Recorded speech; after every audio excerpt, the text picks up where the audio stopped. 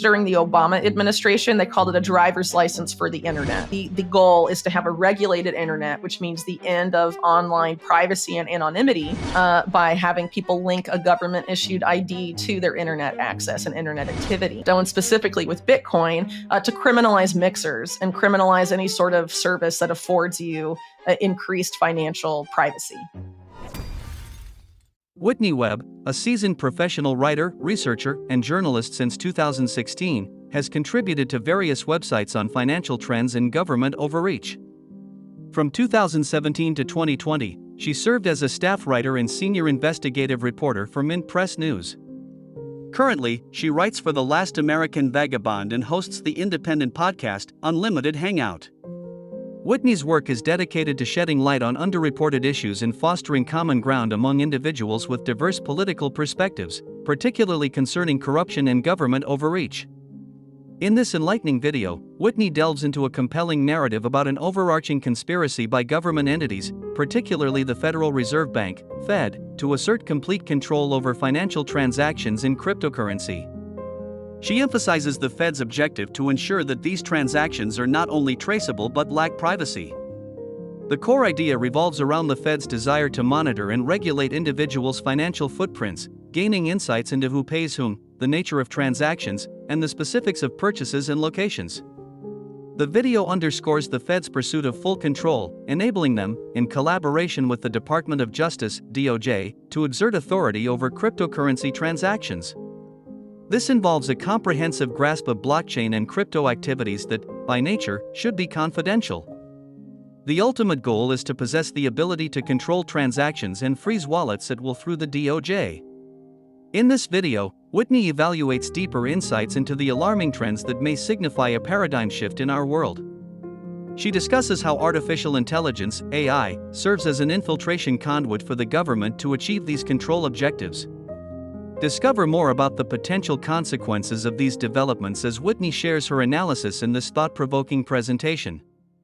There's been a push for several years, but now it's gaining an insane amount of momentum and steam. But it really goes back several years. And the goal is to have a regulated internet, which means the end of online privacy and anonymity. And they want to do this by having people link a government-issued ID to their internet access and internet activity. Who is they? So in the U.S., it's come from the government, but it's not. A lot of government policy, whether it's about this or something else, doesn't come organically from the government. It comes from think tanks. It comes from groups like that, or even the WEF, the World Economic Forum, that are then given to politicians, and politicians legislate and enact it, and then the state enforces it. But it's not necessarily the ideas of the legislature and the state itself, these policies. And more often than not, these think tanks are funded by corporations and billionaires and all of these guys. And they also own the politicians, so it's really them creating the policy. And they use the state as an enforcer to force it on the public, right? So that's, I guess, the global public-private partnership is what my colleague Ian Davis calls they, right? And I think it's pretty fair. He puts the BIS at the top, by the way, of the pyramid. This policy, one of the earliest iterations of it, at least in the United States, was during the Obama administration. They called it a driver's license for the internet. The idea of, in order to access the internet, when you set up, internet connection at your house, the internet service provider links all of your internet traffic to your ID. And the signals intelligence arm or intelligence agency of the government then has access to not just everything you're posting and writing online, but also everything you read and consume online. And everything you buy. And everything you buy. Totally. I mean, this whole push is completely related to ending financial anonymity and financial privacy as well. It's a completely interrelated thing. And I've done pretty extensive deep dives on this going back to probably like 2021, because it's very tied up with how they're likely to force this regulated internet on the populace, because they're not just going to be like, let's do this now. I mean, people aren't going to go along with it. So they need some sort of event that gets people angry and afraid and panicking in order to stick it through. So basically, this is going to be folded into, I guess, what I would call a cyber Patriot Act. The Patriot Act being the legislation pushed through in the U.S. after September 11th, 2001. Right.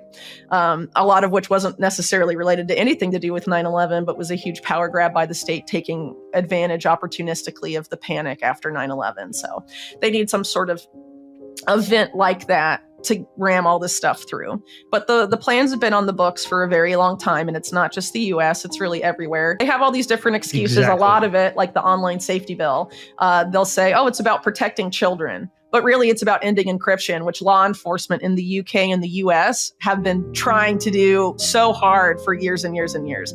I mean, Bill Barr, who was Attorney General under Trump in the US, was like, that was his main policy goal, was to end encryption. And he talked about it all the time, but a lot of people didn't really pay attention, I guess. But in the UK, it's a similar push because, of course, as I'm sure you're aware, the UK national security state and the US national security state are very intertwined, specifically signals intelligence, the whole Five Eyes alliance, which is obviously includes more countries, but it's UK and US dominated, obviously. It's not like Australia and New Zealand are running the show there, you know? Yeah, so I don't even think it's the UK running the show. I think it's the US running the show, and we may be part of it, but we're really subservient to the US. Well, it to a big extent, yeah. But then you also have a major like financial center that you could argue, you know, has a lot of the city of London, right? You know, there's a lot of speculation about, Britain still holding a significant amount of the seat of global financial power. So in terms of what we're talking about with government, regulation of the internet, and all of this, it's coming, right? We're already seeing the first signs of it here. There's an obvious push to censor more speech and link people's speech to their ID and have it more surveillable than ever before. Gutting encryption, why do they want to do that? So they can read everything that you say and all your transactions, follow them all. There's a similar effort in crypto and specifically with Bitcoin to criminalize mixers and criminalize any sort of service that affords you increased financial privacy. Whitney emphasizes that governments across global powers aspire to minimize financial anonymity by closely monitoring every transaction, going so far as to consider the criminalization of Bitcoin mixers. For those unfamiliar with the term mixers are platforms designed to obscure the origin of cryptocurrency funds. Their primary objective is to render transactions anonymous and challenging to trace. In practical terms, a mixer achieves this by blending coins with others and subsequently directing them to various wallet addresses, creating a complex web that obscures the source of the funds. Whitney delves deeper into the intricacies of this process, shedding light on the potential implications of governments' efforts to curtail financial anonymity within the cryptocurrency space. Let's listen to Whitney as she explains this further. They have criminalized mixers because, I know of at least 3 cases where people are either tied up for multi-year lawsuits for the creation of mixers. They're money launderers. No, right. So it's already started, but what I'm trying to say is that where they want to take this, if anyone uses a mixer, they can go after you. That's what they want to set up. They don't want anyone to have financial privacy or online privacy anymore. And that's what part of this agenda about a regulated internet is. And it directly ties in with stuff like a central bank digital currency, at least what people are concerned about a CBDC for, which is the surveillance capability and the programmability aspect, all tied up with this effort to regulate the internet, which isn't really fair to say it's regulating the internet. It's more like taking complete control of the internet, a complete coup of the internet for unprecedented surveillance and control of people's online lives. At the same time that you have these same entities pushing for people to live their lives online as much as possible, as part of the fourth industrial revolution and all of this other stuff. Like we saw in the COVID era, we're locking down, you can't go out and do stuff in the physical world, you have to be online as much as possible. Education's online, work is online, as much of your life as possible has to be online now because you can't go in person to the bank, you can't go in person to this, you should order your groceries through your phone and all of this stuff, So they're pushing us more and more into the digital realm and at the same time preparing to take more control of the digital realm than they have now by a significant degree. And that's not a coincidence. I'm sorry if you think that's coincidental. That's very naive of you. Following the path of everything you're saying and agreeing and recognizing it's coming, I always try and think, why? Why has it happened? Okay, so obviously when you're talking about the powers that be, there's competing factions, right? Not all of them agree, but they agree about a lot of the stuff. And a lot of the way these people operate isn't that similar to how rulers operated hundreds of years ago. They want complete and control of money and political power and power more broadly, because then they can do whatever they want for themselves and have a double standard for themselves, but force other people to live a certain way to support their lifestyle, right?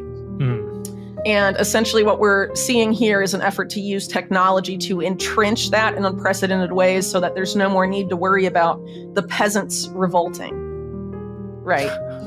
I think that's ultimately what it comes down to. So as an example, this push for a regulated internet and the end of online anonymity and all of that is directly related to the fact that it's a mathematical inevitability that our debt-based monetary system will collapse at some point, and that the banking system, particularly Wall Street, and its global equivalents have engaged in an unprecedented degree of malfeasance and corruption and insane financial gambling activities. And just like 2008, right? That's going to explode at some point. But in 2008, people knew it was the banks and they were mad at the banks, weren't they?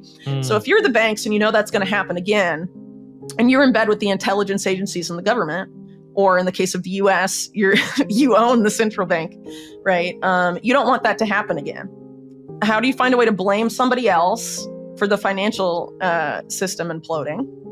And when you bring the financial system back, what do these people, people like Jamie Dimon and all these top bankers, like, what is their ideal scenario for money and how people interact with and use money? Well, being able to grift as much as you want and take as much as you want from the people under you without them knowing or complaining, because that's what they've been doing for decades, right? Wall Street. So they want to keep doing that. They don't want to change their behavior.